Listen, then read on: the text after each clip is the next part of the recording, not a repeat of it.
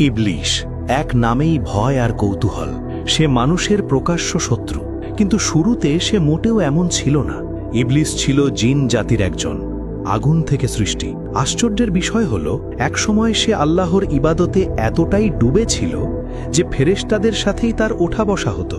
সবাই তাকে একজন বড় ইবাদতকারী হিসেবেই চিনত। ইবলিশের জন্ম নিয়ে একটি কাহিনী খুব প্রচলিত। বলা হয়, জিনদের এক শাসক ছিলেন, নাম হামুস। তার ছেলের নাম ছিল খবিস।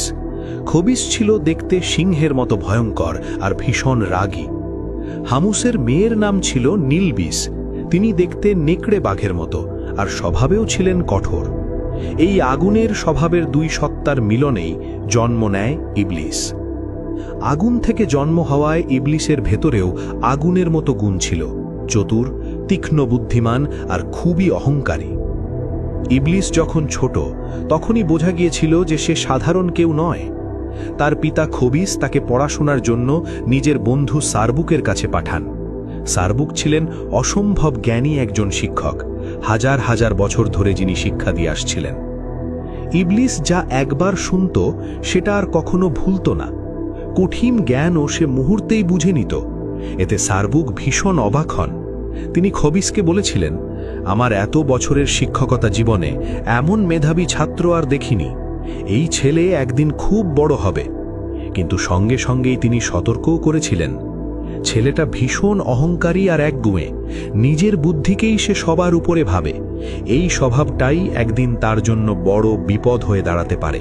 মানুষ সৃষ্টির আগের কথা, তখন পৃথিবীতে শুধু জিনদেরই রাজত্ব ছিল। কিন্তু তারা আল্লাহর অবাধ্য হয়ে পাপে ডুবে যায়।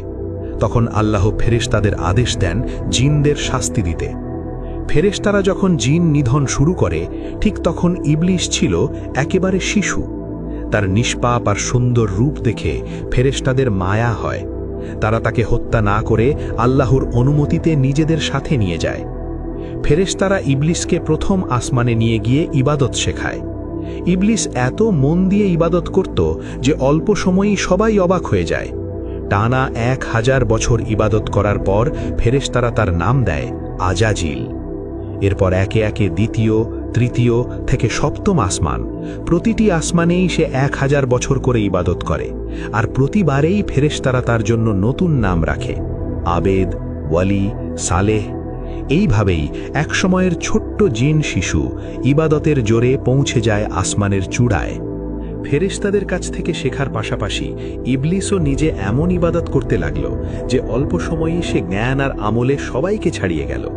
পৃথিবী থেকে সপ্তম আসমান এমন কোনো জায়গা ছিল না যেখানে সে সজদা দেয়নি। ফেরেশতারা তার ইবাদতে মুগ্ধ হয়ে গেল। তারা আল্লাহর দরবারে বলল, হে আল্লাহ, ইবলিশ এখন আমাদের থেকেও বেশি জ্ঞানী। যদি তাকে আরশের কাছাকাছি রাখা হয়, আমরা তার নাসিহাত শুনতে পারি। আল্লাহ তাদের কথা কবুল করলেন।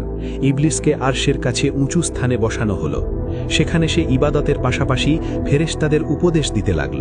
এইভাবেই একসময়ের জিন সন্তান পরিণত হল ফেরেশতাদের শিক্ষক। সপ্তম আসমানে তখন ইবলিশ ছিল ফেরেশতাদের সবচেয়ে প্রিয় শিক্ষক। একদিন তার মনে ভীষণ ইচ্ছে জাগল আল্লাহর পবিত্র লৌহে মাহফুজ নিজ চোখে দেখবে। আল্লাহ অনুমতি দিলেন। ফেরেশতারা তাকে সেই মহিমান্বিত স্থানে নিয়ে গেল। ইবলিশ থমকে দাঁড়িয়ে লেখা পড়তে লাগল। হঠাৎ কয়েকটি লাইনে তার চোখ আটকে গেল। একজন বান্দা অগণিত বছর ইবাদত করবে, কিন্তু একবার আল্লাহর আদেশ অমান্য করবে। ফলাফল জান্নাত থেকে বহিষ্কার, আর তার নাম হবে অভিশপ্ত। এই লেখা পড়ে ইবলিশ কেঁপে উঠল। চোখ দিয়ে অশ্রু ঝরতে লাগল। সে সঙ্গে সঙ্গে সজদায় লুটিয়ে পড়ল। সেই সজদা চলল হাজার হাজার বছর। মাথা তুলতেই সে দেখল নিজের সজদার জায়গাতেই লেখা জলজল করছে, ইবলিশের উপর আল্লাহর লানত। তার মনে পড়ল এক পুরনো কথা। আল্লাহ একদিন তাকে জিজ্ঞেস করেছিলেন, এমন অবাধ্য বান্দার কি শাস্তি হওয়া উচিত? ইবলিশ তখন নিজেই বলেছিল, তার উপর চির অভিশাপ। আল্লাহ বলেছিলেন, এই কথাটা লিখে রাখো, কাজে আসবে। ভয়ে কাঁপতে কাঁপতে সে বলল, হে রব, সেই বান্দা কে? আমাকে দেখান, আমি তাকে সঠিক পথে ফিরিয়ে আনব।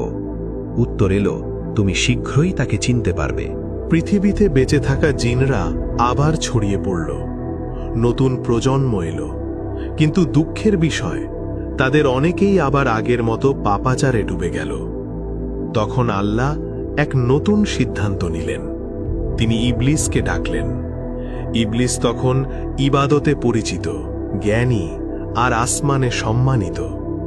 আল্লাহ তাকে বললেন, দুনিয়ায় যাও, বেঁচে থাকা জিনজাতিকে আমার পথে ডাকো, তাদের ভুল থেকে ফেরাও। এই দায়িত্ব পেয়ে ইবলিস আনন্দে ভরে গেল।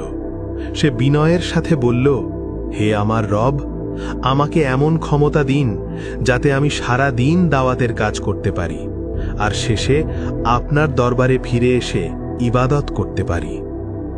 আল্লাহ তার দোয়া কবুল করলেন। ইবলিস দুনিয়ায় নেমে গেল। সে জিনদের একত্র করত, নসিহত করত, বলতো, অহংকার ছাড়ো, রক্তপাত বন্ধ করো, আল্লাহর পথে ফিরে আসো। কিছু জিন সত্যিই তার কথা শুনল। তারা পাপ ছেড়ে ইবাদতে ফিরে এলো। ইবলিসকে তারা নেতা আর শিক্ষক মানতে শুরু করল। কিন্তু অধিকাংশ জিন তার কথা শুনল না, বরং তারা আরও বেপরোয়া হয়ে উঠল। পাপাচার বেড়ে গেল, বিদ্রোহ আরও গভীর হল। ইবলিস বুঝতে পারল এদের শুধু দাওয়াত দিয়ে থামানো যাবে না।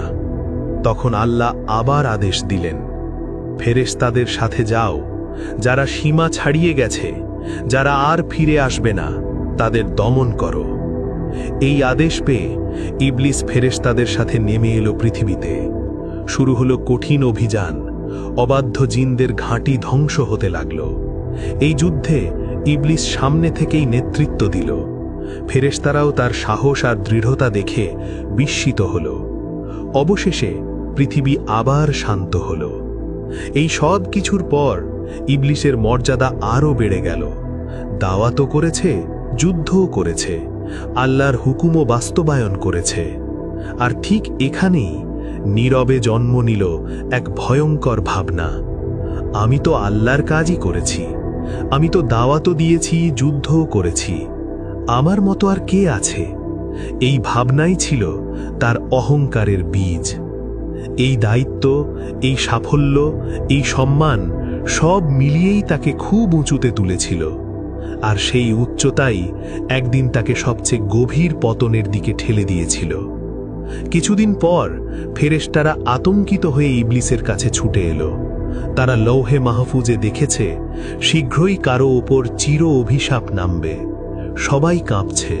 তারা বলল, ওস্তাদ, আমাদের জন্য দোয়া করুন।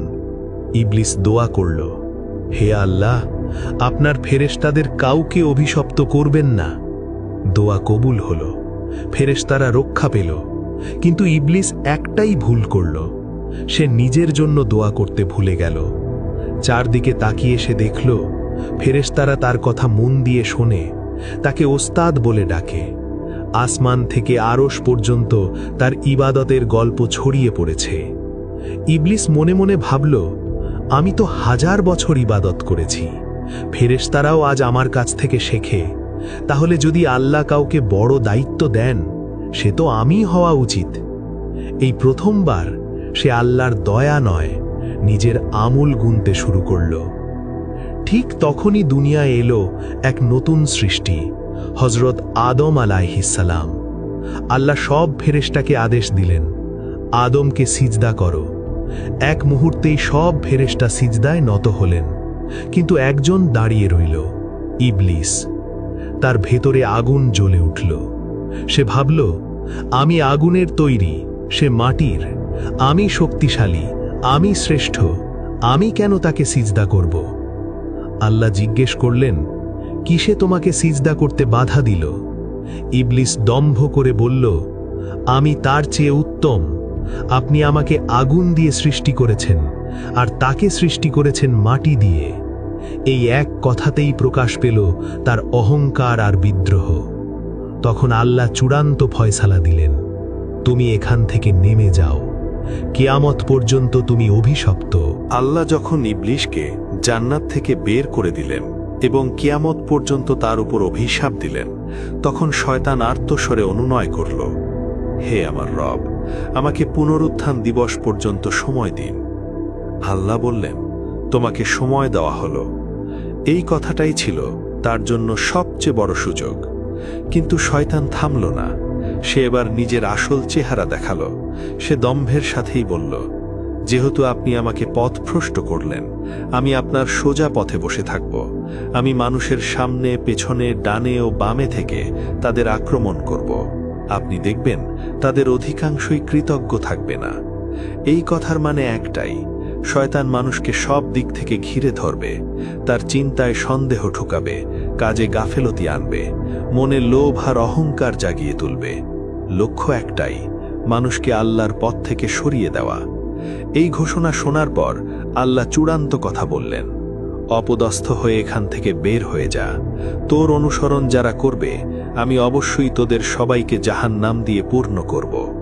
এইভাবেই ইবাদতকারী ইবলিশ চিরশত্রু শয়তানে পরিণত হল, আর শুরু হল মানুষের সবচেয়ে বড় পরীক্ষা। জান্নাত তখন শান্তিতে ভরা, আলো সৌন্দর্যে পরিপূর্ণ। সেই জান্নাতেই আল্লাহ হযরত আদম আলাইহিস সালামকে বললেন, তুমি ও তোমার স্ত্রী এখানে স্বচ্ছন্দে থাকো, যেখানে খুশি খাবার খাও, কিন্তু এই একটি গাছের কাছে যেও না, এটাই তোমাদের পরীক্ষা। এদিকে জান্নাত থেকে বিতাড়িত শয়তান সুযোগের অপেক্ষায় ছিল। সে জানত আদম আর হাওয়া আলাইহিস সালামই তার প্রতিশোধের প্রথম লক্ষ্য, কিন্তু জান্নাতে সরাসরি ঢোকার অনুমতি তার ছিল না, তাই সে বেছে নিল ধোঁকার পথ। বর্ণনায় আসে, জান্নাতের প্রবেশপথে থাকা এক সাপের শরীরে ঢুকে শয়তান ভেতরে ঢুকে পড়ল। সে প্রথমে হাওয়া আলাইহিস সালামের কাছে গেল। কঠিন কথা নয়, মিষ্টি ফিসফিস বলল, তোমাদের রব এই গাছ নিষেধ করেছেন, কারণ এটা খেলে তোমরা ফেরেশতা হয়ে যাবে অথবা চিরদিন বেঁচে থাকবে। এরপর সে শপথ করল, বিশ্বাস করো, আমি তোমাদের উপকারী চাই। এই কথাগুলো ছিল বিষের মতো। ধীরে ধীরে সন্দেহ ঢুকে পড়ল মনে। তাহলে কি এই ফলেই আছে অমরত্ব? আল্লাহ কি কিছু গোপন রেখেছেন? কৌতূহল আর প্রলোভন একসময় জয়ী হল। শেষ পর্যন্ত আদম আলাইহিস সালাম আর হাওয়া আলাইহিস সালাম